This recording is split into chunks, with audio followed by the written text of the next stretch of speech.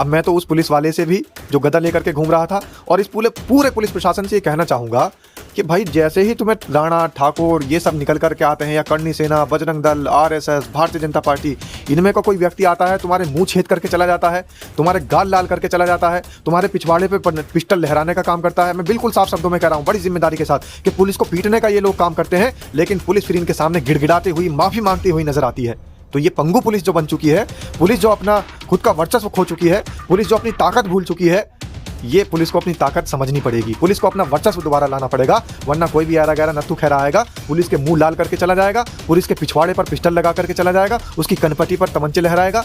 ये सारे काम होंगे आने वाले समय में। अभी तो ये लोग कर रहे हैं, आने वाले समय में जेब कतरे भी यही काम करेंगे, क्योंकि इनके और जेब कतरों के बीच में ज्यादा फर्क नहीं है। ये जेब कतरे तो हैं जो करनी सेना में है। रामजी लाल गौतम के यहाँ कौन गए थे तोड़फोड़ करने के लिए? पिक्चर हॉल कौन फूकने के लिए गए थे? अराजक तत्वों के बीच में जब भी कहीं अराजक तत्वों का नाम आता है तो इन्हीं के नाम क्यों शामिल होते हैं? जब कहीं भी दंगा भड़काने की बात आती है, जब कभी भी इस देश के अंदर सांप्रदायिक सौहार्द बिगाड़ने की बात आती है, तो यही लोग क्यों सामने नजर आते हैं? तो चाहे करनी सेना के हों, बजरंग दल के हों, आरएसएस के हों, या कोई और परिषद जो बने हुए हैं इनके, इन सब लोगों के जो कार्यकर्ता हैं, ये पुलिस को पीटते हुए नजर आते हैं, पुलिस को गरियाते हुए नजर आते हैं, रंगदारी मांगते हुए नजर आते हैं, लेकिन पुलिस इनके सामने जो पंगु बनी नजर आ रही है। स्वागत है आपका, मेरा नाम है विपिन बेबाक, मेरे साथ पत्रकार सादाब रिजवी। धन्यवाद बेबाक जी। सादाब रिजवी, यूपी पुलिस की पिटाई हुई और कोर्ट से जमानत।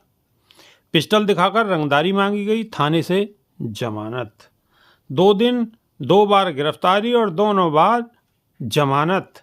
नाम ठाकुर योगेंद्र सिंह राणा, यानी करनी सेना के राष्ट्रीय उपाध्यक्ष। मतलब पुलिस को भी पीट रहे हैं, हाँ, रंगदारी भी मांग रहे हैं, पिस्टल भी दिखा रहे हैं, लेकिन और ये वही है जो कांग्रेस समाजवादी पार्टी की जो सांसद हैं इकरा हसन, उनसे निकाह का जो इन्होंने रायता फैलाया था। लेकिन इनकी बहन से भी बहुत सारे लोगों ने फेरे फेरने की बात कही थी, निकाह करने की बात कही थी कि भाई अगर आपकी बहन है तो हम तैयार हैं, बहुत अच्छे से रखेंगे। हालांकि लोगों ने उसे सोचा होगा कि भाई ये क्या नाम आपने इनका बताया?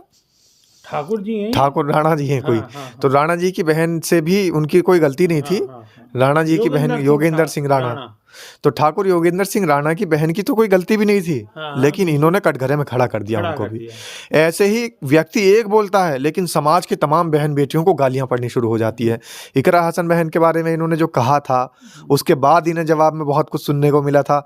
लेकिन इन सारी चीज़ों का एक ही उपाय है, जिस तरीके से पुलिस इनको छोड़ने का काम कर रही है, जमानत देने का काम कर रही है, तो कम से कम पुलिस को तुरंत रोकना चाहिए था। जिस तरीके से उत्तर प्रदेश की पुलिस आजकल, वो एक उनका वीडियो भी जगह जगह वायरल होता है कि वो पैर में एक गोली का निशान बनाते हैं और फिर वो जो वो एनकाउंटर का खबर चलती है, स्क्रिप्ट होती है, और उसके बाद में उनकी वीडियो बहुत अच्छी सी बनाई जाती है और फिर वीडियो वायरल करी जाती है। भाई मैं तो यही कहूँगा कि जैसे वीडियोस बहुत सारी वायरल होती हैं कि किसी ने योगी जी के लिए कुछ बोल दिया, तो उसकी वीडियो अगले दिन आती है कि पुलिस उसको दोनों कंधों पर टांग कर लेकर के आती है, पाँव से वो चल नहीं पाता। ऐसी वीडियो इनकी भी एक बार वायरल हो जाए तो इनकी नहीं आती। यही तो मैं कह रहा हूँ कि इनकी ऐसी वीडियो वायरल हो जाए तो ये जो घटनाएं कर रहे हैं, रंगदारी की, पिस्टल लहराने की, पुलिस को पीटने की, ये घटनाएं खत्म हो जाएंगी। अब देखिए, एक व्यक्ति ने खाली एक पुलिस अधिकारी को सिर्फ फोन करके, वो भी पत्रकार था, बरेली के साइड की घटना है, और बजरंगबली की गदा लेकर के घूमता है वो पुलिस वाला, तो उसने जो है उसको पीटने के बाद, उसकी हड्डियां तोड़ने के बाद, पाँव तोड़ने के बाद फिर वीडियो बनाई अगले दिन कि देखिए पुलिस के ऊपर कोई उंगली उठाता है तो उसका हम ये हाल कर देते हैं। अब मैं तो उस पुलिस वाले से भी जो गदा लेकर के घूम रहा था और इस पूरे पुलिस प्रशासन से ये कहना चाहूँगा कि भाई जैसे ही तुम्हें राणा ठाकुर ये सब निकल कर के आते हैं, या करनी सेना, बजरंग दल, आरएसएस, भारतीय जनता पार्टी, इनमें का कोई व्यक्ति आता है, तुम्हारे मुंह छेद करके चला जाता है, तुम्हारे गाल लाल करके चला जाता है, तुम्हारे पिछवाड़े पे पिस्टल लहराने का काम करता है। मैं बिल्कुल साफ शब्दों में कह रहा हूँ बड़ी जिम्मेदारी के साथ कि पुलिस को पीटने का ये लोग काम करते हैं, लेकिन पुलिस फिर इनके सामने गिड़गिड़ाती हुई, माफ़ी मांगती हुई नजर आती है। तो ये पंगु पुलिस जो बन चुकी है, पुलिस जो अपना खुद का वर्चस्व खो चुकी है, पुलिस जो अपनी ताकत भूल चुकी है, ये पुलिस को अपनी ताकत समझनी पड़ेगी, पुलिस को अपना वर्चस्व दोबारा लाना पड़ेगा, वरना कोई भी ऐरा गैरा नत्थू खैरा आएगा, पुलिस के मुंह लाल करके चला जाएगा, पुलिस के पिछवाड़े पर पिस्टल लगा करके चला जाएगा, उसकी कनपटी पर तमंचे लहराएगा।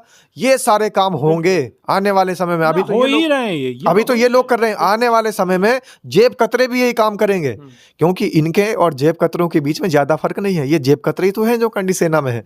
रामजीलाल गौतम के यहाँ कौन गए थे तोड़फोड़ करने के लिए? पिक्चर हॉल कौन फूकने के लिए गए थे? अराजक तत्वों के बीच में जब भी कहीं अराजक तत्वों का नाम आता है तो इन्हीं के नाम क्यों शामिल होते हैं? जब कहीं भी दंगा भड़काने की बात आती है, जब कभी भी इस देश के अंदर सांप्रदायिक सौहार्द बिगाड़ने की बात आती है, तो यही लोग क्यों सामने नजर आते हैं?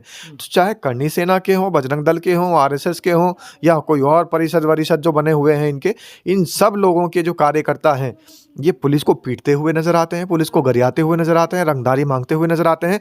लेकिन पुलिस इनके सामने जो पंगु बनी नजर आ रही है, जो बिल्कुल दिव्यांग महसूस कर रही है पुलिस अपने आप को, तो पुलिस अपना वर्चस्व वाकई खो चुकी है। इस उत्तर प्रदेश के अंदर पुलिस का राज खत्म हो चुका है। इस उत्तर प्रदेश के अंदर माफिया राज, गुंडा राज पनप रहा है। जो लोग ये कहते हैं ना कि गुंडे माफिया सरेंडर कर रहे हैं, गुंडे माफियाओं के घर बुलडोजर चल रहे हैं, गुंडे माफिया सरेंडर नहीं कर रहे हैं। गुंडे माफिया अब करनी सेना ज्वाइन कर रहे हैं, गुंडे माफिया अब बजरंग दल ज्वाइन कर रहे हैं, गुंडे माफिया अब आरएसएस में जा रहे हैं, गुंडे माफिया भारतीय जनता पार्टी में जा रहे हैं।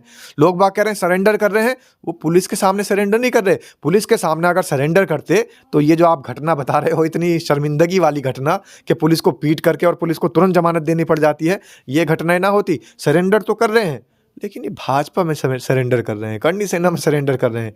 ये हमारे देश की जो इतने सारी जो पार्टियां हैं, जो जिनको वॉशिंग मशीन का नाम दिया गया है, उस बड़ी पार्टी में सरेंडर कर रहे हैं पुलिस के सामने। आपका कहना ये है कि कुछ लोग भारतीय जनता पार्टी में चले जाते हैं, बाकी जो इनकी और ब्रांच है उसमें चले जाते हैं, चीज में चले जाते हैं। तो योगी आदित्यनाथ के जो बहुत सारे समर्थक हैं जो ये बात कहते हैं कि बाबा के राज में गुंडे माफिया सरेंडर कर रहे हैं, वो बिल्कुल सच बोलते हैं, झूठ नहीं बोलते। सरेंडर तो हो रहा है गुंडे माफियाओं का, लेकिन कहाँ हो रहा है वो मैं आपको बता चुका हूं। अगर पुलिस के सामने सरेंडर होता, फिर जिम्मेदारी के साथ कह रहा हूं कि पुलिस के सामने अगर सरेंडर होता तो पुलिस को पीटने की घटनाएं सामने ना आती। करनी सेना के नेता ने पुलिस को पीट दिया, भाजपा के नेता ने पुलिस को पीट दिया, बजरंग दल के कार्यकर्ताओं ने पुलिस को पीट दिया, आरएसएस के लोगों ने पुलिस को पीट दिया। हर जगह पुलिस पिटती नजर आ रही है। और मैं तो ये कह रहा हूं कि अगर रक्षक ही पिटने लग जाएंगे तो फिर रक्षा कौन करेगा? अब तो हमें रक्षकों की ही रक्षा करनी पड़ रही है इन भक्षकों से। बिल्कुल, रक्षकों की ही रक्षा करनी पड़ रही है इन भक्षकों से। तो अभी के लिए सिर्फ इतना ही। नई वीडियो में फिर रूबरू होंगे। बहुत बहुत धन्यवाद। क्रांतिकारी जय भीम। नमस्कार।